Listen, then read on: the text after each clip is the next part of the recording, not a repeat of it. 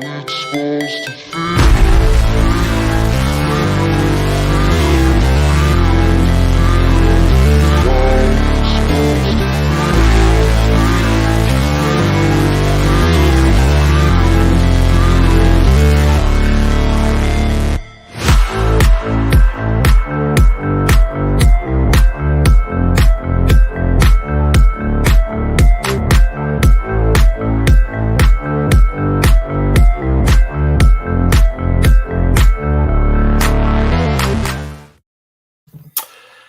Yo, welcome to the NS9 Postgame show. I am your host, Jim Rosati, joined by Tyler Sweeney. Tyler, Endy Rodriguez, and Quinn Priester make their major league debuts tonight. It was a pretty fun day. Everybody was looking forward to it. Yet here we are discussing an 11-0 Pirates loss. Where do you want to start? Woof. Woof's a good way to put it. God, it was just such a downer. Downer of a game because you go into this game and you're excited. You see the lineup and you're like, all right, I like this. You know, we got all the kids in there. This seems like it should be a fun game. And for the first few innings, Quinn Priester looked pretty good. He was perfect through 3. He was even fine through 5 if you want to kind of, extend it out a little bit. Mm-hmm. But offense struggled again. There was a pretty disastrous inning by Quinn Priester where we could say he was probably left in a little bit too long, but we'll get into that.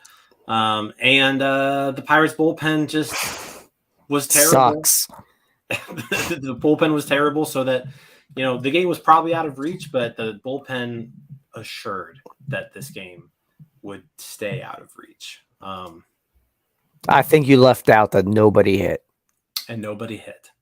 Technically, it wasn't a no-hitter, but so somebody hit. Yeah. But nobody hit. It was an 11-0 loss to the Cleveland Guardians. Just a huge bummer of a game. Yeah. It's one of them clunkers, and also there's this whole part of me that tonight makes Cleveland fans happy, man. I don't want Cleveland fans to be happy ever. I want Cleveland to be nuked off the face of the earth. I live an hour and a half, 45 minutes from Cleveland. If Cleveland got nuked, I would die with it, and it would be worth every ounce of it. Just because Cleveland would never exist ever again. I hate that city. I want it to go out into Mars. I hate it. And their fans are happy right now.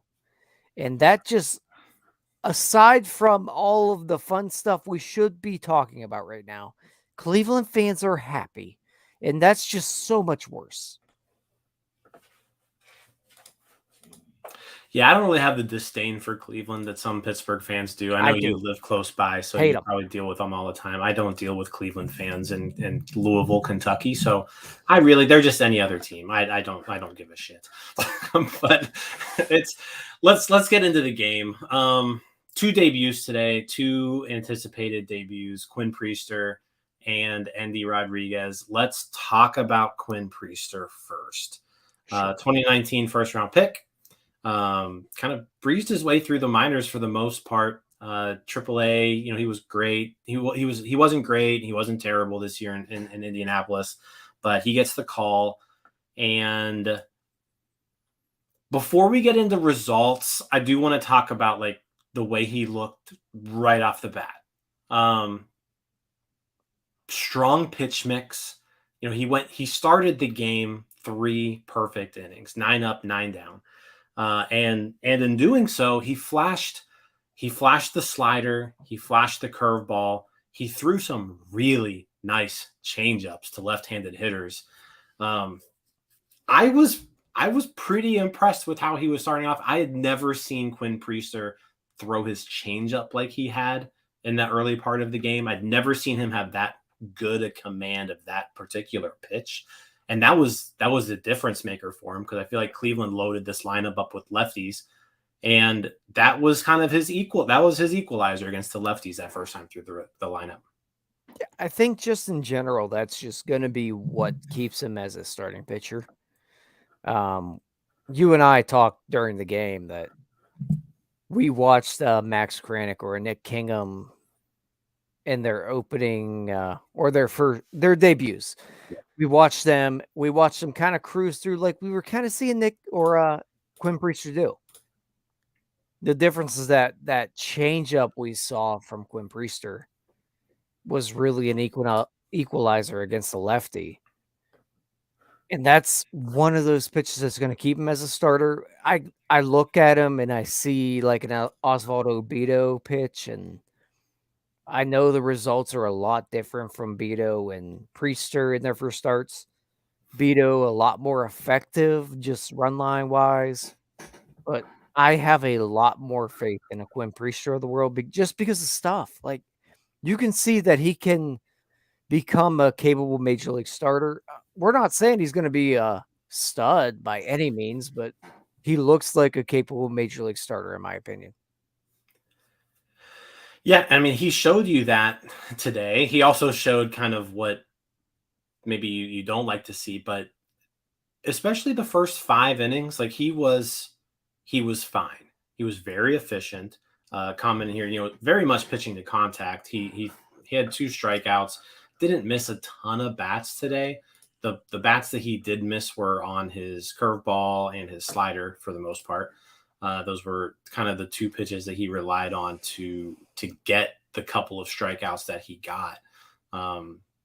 Total of 7 swings and misses. 5 of them came on his slider and his curveball. So a lot of breaking balls. That's kind of what got him those swings and misses. But the rest of the stuff until that second time through the order, just tons and tons of weak contact. The ground balls that first time through the order, ground balls galore.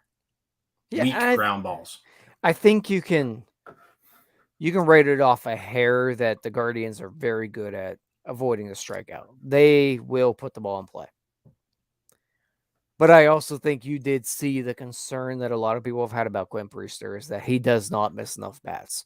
The fastball is pretty flat. You saw movement on the 2-seamer, but for the most part, it's not a swing and miss pitch. We didn't really see the wipeout slider or really the curveball be as effective as it could have been. For the most part, I mean, early on, he looked fine. Like, I'm not complaining about him at all. I think he got left in too long, and I'm sure we'll get to that. But all in all, I'm relatively encouraged by him. Yeah, I'm leaving this outing wanting to see more, right? There were things that I saw tonight that I liked. There were things that I saw tonight that I didn't like. But the things that I saw that I liked, I saw enough of to, let's see what he does again here. Let's kind of dig a little bit deeper into this game, right? So he gets the 3 perfect innings. The 4th inning, he runs into trouble for the first time, and I wouldn't even really say he ran into trouble. He walks Stephen Kwan to lead off the inning, and then he gives up his first hit of the game, which ends up being a 2-run homer by Ahmed Rosario. So welcome to the big leagues. You walked your first batter, and then you had to pay for it. He kind of peppered Rosario with some sliders. He went slider, slider, slider, and it was that 3rd slider that Rosario hit out. But then he settled in right after that and got, out. So got out of that inning, 4 innings, 2 runs, goes back out for the 5th. And this is where he kind of got those strikeouts. He strikes out Josh Bell. He strikes out David Fry.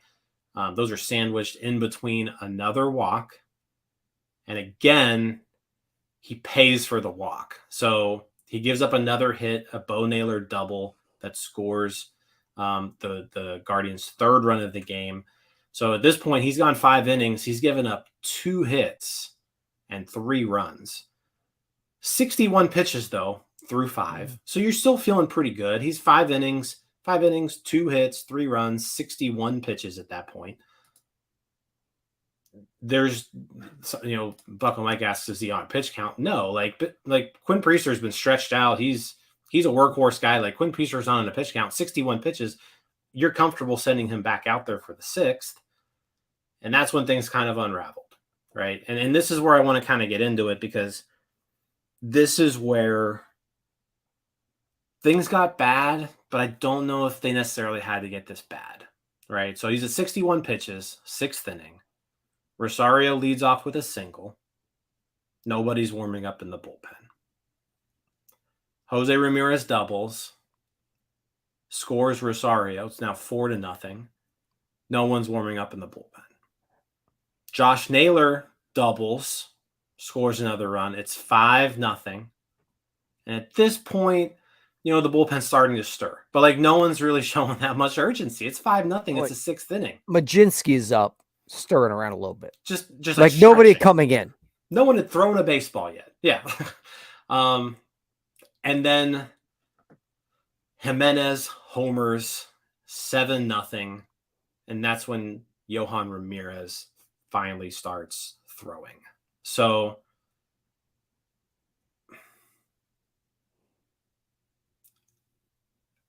what was Derek Shelton doing here? Like, what was he doing?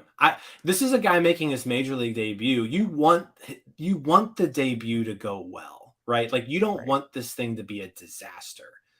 And I get not having somebody up to begin the inning, but like once Jose Ramirez hits that double to make it 4-0, you got to get somebody up, and you got to get somebody up fast.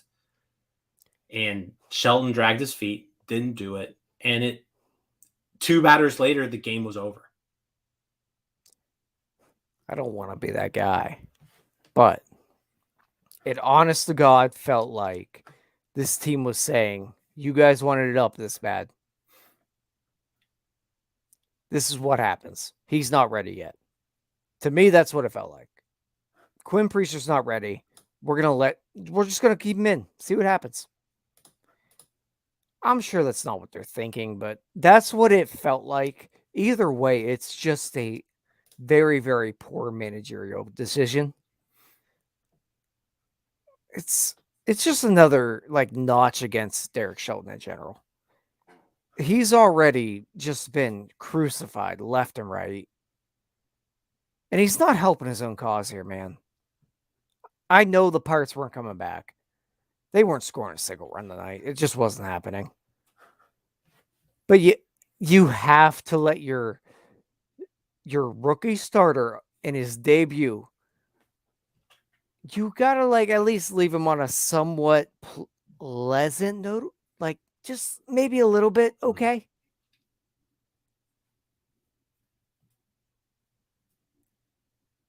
I don't get it. Yeah, we did not see that. Even after the Jimenez homer, because at this point you're still just getting somebody warmed up. He faces Josh Bell. He gets a ground out. Yeah.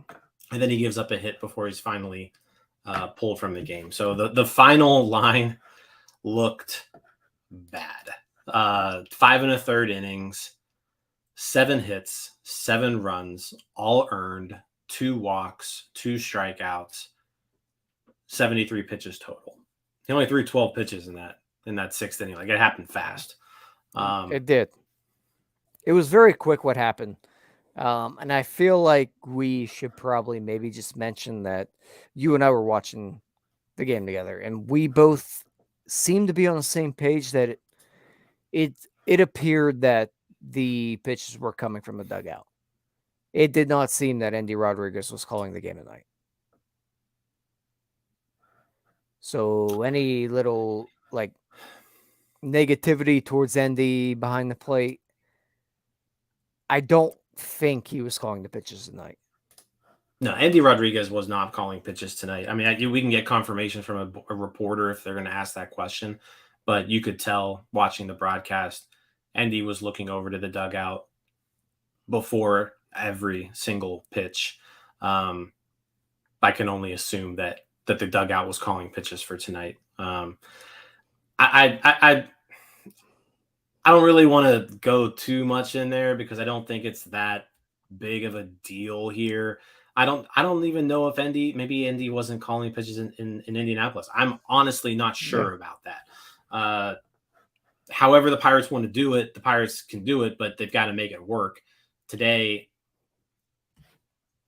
I don't know if it was necessary. Like I said, Priester fell apart fast in that 6th inning, and it turned into a disaster. Like I said, not the way you want to end the game in your debut. See, I don't know, man. Like I look at it and I see you mentioned the sliders being thrown back to back to back, things like that. It's like, yeah, like those probably aren't the best pitches you choose there.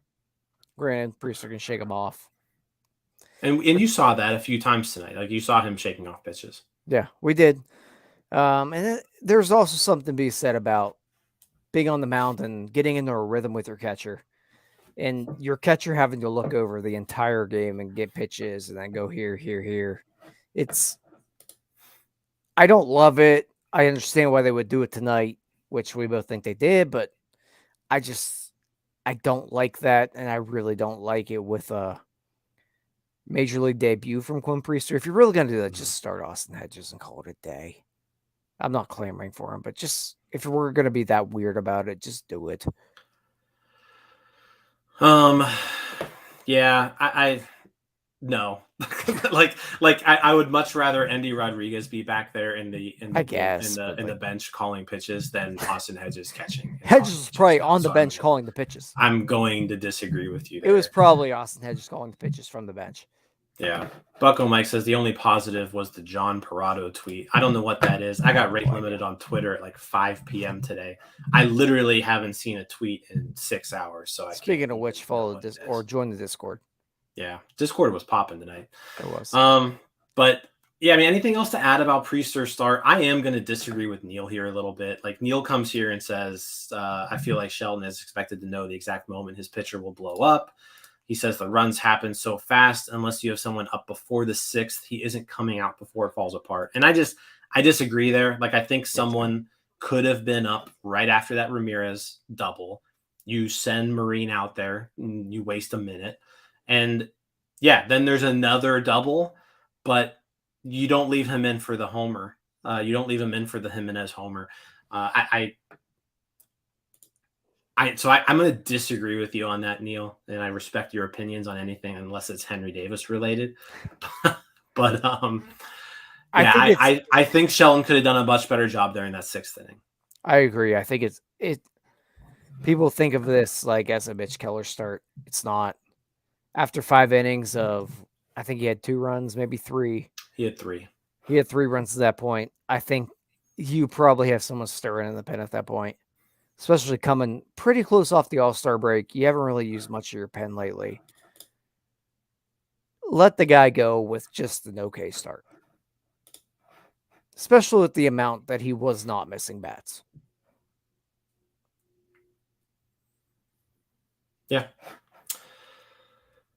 So not the start you want to see from Quinn Priester. Again, there were some positives to take from it, but overall, not great. Not great. That 6th inning really put a big damper on the day. It did. The rest of the bullpen, Johan Ramirez gives up 2 runs. Dauri Moreta gives up a run. Yerry De Los Santos gives up a run. Just all of them were bad. They were all bad.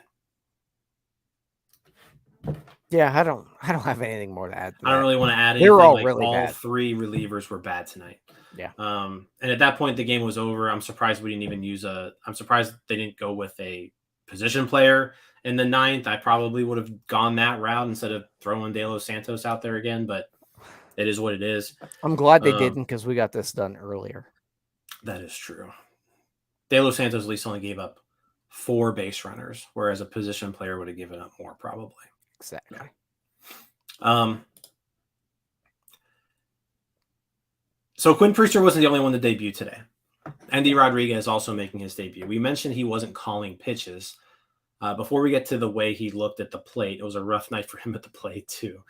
But let's talk about behind the plate. First major league start, behind the plate, catching. I thought he looked good. Like from a receiving standpoint, he stole some strikes. He seemed like he was comfortable back there. I thought the framing, like he looked good back there. There was at no point did I notice him doing something bad. I completely agree with you. I think he looked very fluid back there. He looks very comfortable, and just in general, his arm really didn't get tested tonight, but blocking wise, he was able to slide back and forth pretty well. You mentioned the framing, like he's able to position himself very well. All things considered, it just comes back to the frame of him. And I think that's the biggest concern about him staying behind the plate is just the frame in general. But if he's a 6-foot dude that with the mobility he has, there's no question he stays back there. It's just he's such a small fella that it's hard to really stay there at his size. Either way, like tonight, he looked really good, I think. Yeah, I don't think there's an issue with him staying there. I think there may be an issue with him catching 120 games. Like maybe that's an issue, but I don't see any reason why Endy Rodriguez can't catch 100 games in a year. That's fair, but I think if you're looking at him as an everyday catcher, you would prefer a guy that's going to be maybe a hair more durable. I don't know if his frame really suggests that he will be. I'd be willing to find out, to be honest. But yeah, I mean, it's worth finding out. So there's also the fact that you hope that his bat kind of outplays it. Maybe. Where you want him to play 140, 150 games a year. But yeah, that's for fair. now, like for what you saw tonight, you can see that he looks very, very fluid back there. Yeah. I think, everyone had a lot of concerns about him behind the plate. And one of the reasons why he was down so long was, he needs to learn the position. When you call him up today and he seemed just fine there. It's just a 1-game sample size, but he looked like a major league catcher today. Just let him catch some Rich Hill starts and they'll steal a bunch of strikes. And there you go. That framing, whatever the hell number we use, will be through the roof. Now, on the flip side, Endy Rodriguez at the plate today, 0 for 4 with 3 strikeouts. He did face Emmanuel Clase in his last at bat, which he struck out the side, but not the best game for Endy at the plate. Obviously, first game. This isn't normal Endy, right? Like he doesn't strike out a lot. I think today was just ran into some pitchers that he just didn't get it. Couldn't make contact. Yeah, there was the Clase at bat. Plus, was it him that was up with the slider that was off the plate that got called a strike for strike 3? There was like a perfect pitch thrown by and that was Handlin. off the plate. Yeah, it was like it was a really nice pitch. Like look, Nick Gonzalez looked terrible his first outing. Nick Gonzalez still might be terrible, but we'll just ignore that. But he had a little hot streak. Endy Rodriguez tonight, not really concerned. It is what it is.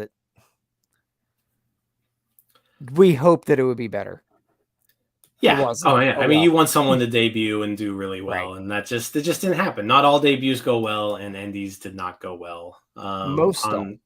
Yeah. At the same time, Peguero, his first game this season, he also goes over 3 with 2 strikeouts. He also didn't look too great at the plate. This all sucks, Jim. It was a bad game offensively. They mustered up just 4 hits. Mm-hmm. They got on base 7 times. Luckily, there was a catcher's interference call overturned. Yeah, because I was about to lose my mind. Like I was like, "What's Austin Hedges teaching Endy Rodriguez here?" But there was a catcher's interference that was overturned. I do want to talk about one person in particular. And I feel like we haven't really gone into a lot of detail on him because there's been a lot of other problems on this team. But at some point, Brian Reynolds needs to play better. Brian Reynolds was 0 for 3 tonight. His season line. Like he's hitting 261, 330 OBP, 438 slugging. He's got a 107 weighted runs created plus. So like he's kind of doing like the bare, and Brian McElhaney, RTJR, said this on Twitter a couple days ago. He's doing the bare minimum for you to not just be completely disgusted with him. Like he's playing good enough that you are like, all right, I'm not gonna like hammer you because there's a lot of other players doing way worse, but the Pirates need Brian Reynolds to be better than above average. Yeah. They need him to be better than they need him to be good, and he's not being good. Like I said, I mean, Thomas says he's been terrible. He hasn't been terrible. Like he hasn't been. He has been above average, and on this team, you can't afford for Brian Reynolds to be above average. He needs to be a dude, and he has not done that this year. And at some point, he has to start performing like he has in the past. No, I completely agree with you. I think him more so than Cabrian Hayes, but he definitely gets let off the hook, and I think Hayes does as well, for just not being above what his contract suggests. Like Brian Reynolds has to be probably a 3 to 4 win player. Like that's it. At a minimum. Like at a minimum. He has to be a 3 to 4 win player. Yeah, he can't be below a 3-win player. And like he really hasn't been that guy since 21. He had the 6.1 WAR season, and then had a bad 2020, a great rookie year. But for the most part, like he was fine last year. He was fine. He was fine. They desperately need him to be the guy that's a like 290 hitter. They need this guy to be a probably 4-win hitter every single year. Yeah. And with him being in left field now, his defensive value has fallen off. So the bat's got to play. And like it still plays. Like he's still a good major leaguer. Yeah. Every team would want Brian Reynolds on their absolutely. Team. Yeah. Brian Reynolds has to be like at the top tier of this team. Right now, he's getting beaten out by Jack Sawinski. And it's really not close. Yeah. Like, and that's I think that's kind of where I'm coming from. We've seen Brian Reynolds and what he's capable of. He's put together a couple really good seasons. Last year, again, he was fine. The defensive value kind of skewed the overall WAR numbers because, like, defensively, he was hit pretty hard last year. But offensively, like, I'll take last year's offensive output pretty much all the time. Like, give me a 125 weighted runs created plus year in and year out, and I will, like, sign me up for that. Yeah. But we're getting 107 now, which again is fine, but it's not what this team needs. This team needs Brian Reynolds to be good, not just fine. Yeah, right now it's Ben Gamble. Again, today it didn't matter today. It was 11-0, but this is just, it's kind of gone on too long, and I don't think we've talked about it, that he's not doing enough. The other part of it, he's got to stay healthy. And I know that's kind of out of his control, but we got to this team has to find a way to keep that guy healthy. This team has to find a way to probably get him in the DH role more often.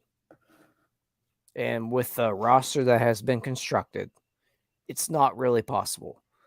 So they need, in this offseason, they need to find a way to be able to put Brian Reynolds in that type of role way more often. Because he's going to be 29 next year. We know in Major League Baseball at 30, normally you start to fall off a little bit. Well, guess what? We got a lot more years of that contract. Yeah, and I've seen some rumblings where like people are saying like the contract's going to be bad, the contract's not going to be good. Like, I don't think that'll ever be the case. Like, the Pirates aren't paying him that much money in this contract, so like Brian Reynolds doing what he's doing right now is worth his contract, right? Mhm.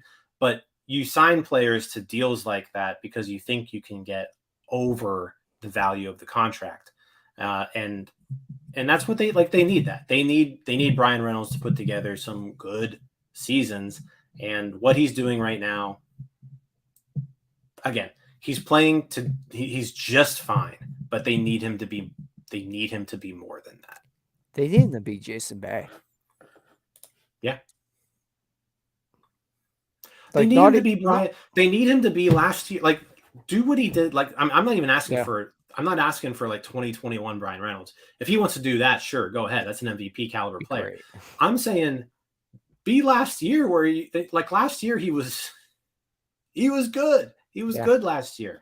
Do that. And just then do that. Just if he was playing left field and doing what he did last year, you're in a lot better situation. He's probably a four-win player.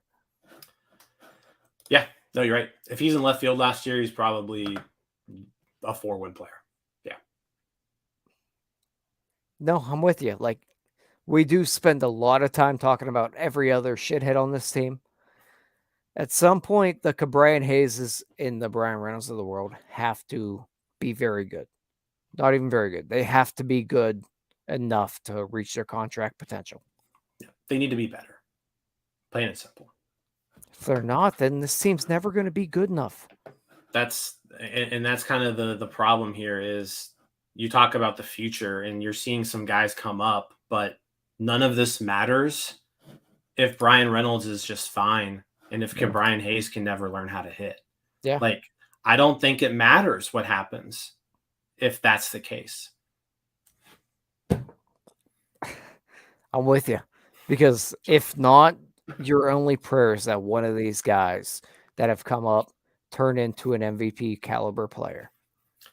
We talked a little bit about this during the game tonight, but O'Neal Cruz,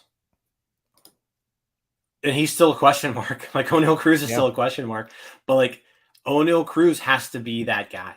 O'Neal Cruz has to be a star, or I don't know if this rebuild is going to work. Completely with you. There's not one guy,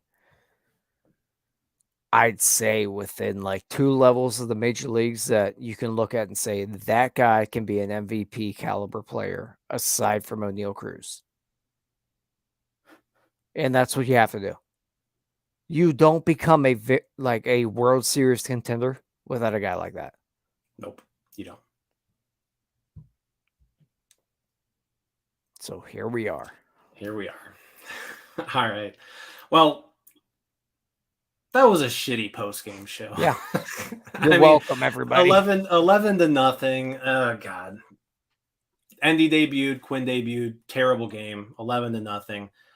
Pirates are back at it tomorrow. Mitch Keller starts tomorrow. So, hopefully it's not another 11 spot that gets put up on us. But Mitch Keller against Logan Allen. Logan Allen having himself a decent season as well. But this is Keller's first start since the All-Star break. He's going for win number 10. The Pirates are now tied for last place. They were in first place right about a month ago. Oh, this rebuild's going so well. They are now in last place. On the bright side, Jim, we might have some things to maybe want to watch. Yeah, games like tonight you want to watch. You're right. God, I hate my life. All right. You got anything else to add? No, just shoot me. Hey, I appreciate everybody coming on here. Thanks for watching the NS9 post-game show. We'll be back tomorrow with another one of these. Hopefully it is a lot more cheerful than tonight was.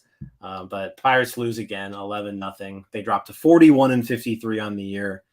Again, Keller going tomorrow, and we'll see you then. Peace out, Scouts. Hey, you all, thank you for watching. I know we try to provide the most entertaining content that we can, and we'd love to spread it to as many people as possible. So I know it doesn't seem like a lot, but if you could take the 5 seconds to like this video and subscribe to the page, it helps out so much more than you know.